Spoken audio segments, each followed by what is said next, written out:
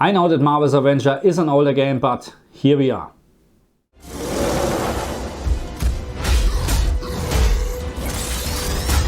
Hello my friends and welcome back to my channel Armag for All. I try to keep this video as short as possible because my comparison between HGiG Dynamic Tone Mapping On and Dolby Vision is actually quite long, but I have to start with this. And as always, if you're new to my channel, please do me the big favor and take a moment, subscribe to my channel. I would much appreciate it. And now let's talk about this game. And as always, first things first, because we have HDR in-game sliders, there is no support for the HDR calibration menu on the Xbox Series. That means you can set up whatever you want in this menu. There is no effect or impact in the game. Unfortunately, what I experienced also is we have black level rays, and it doesn't matter if you're playing HDR10 or in Dolby Vision, it is always the same. So you have actually two solutions what you can do to avoid this black level rays. And the first thing what you can do is to decrease your brightness settings. And in the case from the HGiG, the standard brightness setting is 50, and if you like to avoid the black level rays in this game, just change it to 49. But the recommended way, actually, what I would recommend is to use the fine-tune dark area setting, and all what you have to do is actually to decrease this to or set this to -4, and at least on my TV I have perfect OLED black back. But keep in mind, to use the fine-tune dark area setting, you need to enable VRR on your Xbox. So this allow variable refresh rate needs to be ticked, otherwise fine-tune dark area setting is not working.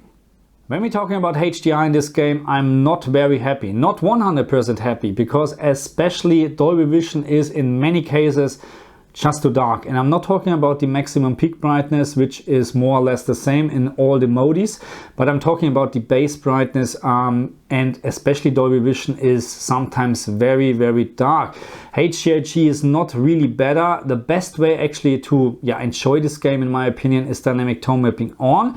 But then we're facing a lot of clipping, especially in very bright objects. But I would say, let's watch my comparison trailer. And I know it's a little bit longer than usual, but do me the favor, watch it. And then, of course, I'm going to share my recommended settings for all the HDR Dolby Vision picture modes with you.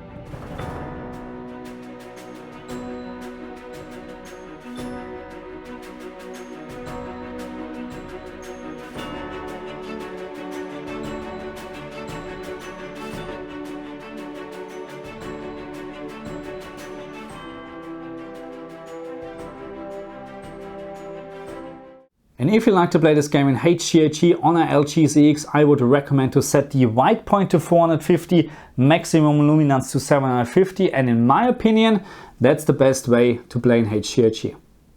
For the HDR picture mode dynamic tone mapping on, I would recommend to set the white point to 400 and the maximum luminance to 700, but keep in mind dynamic tone mapping on tends to clip very bright objects and I haven't found any way to avoid this. And last but not least, Dolby Vision. And if you like to play in this mode, I would recommend to set the white point to 450 and the maximum luminance to 800.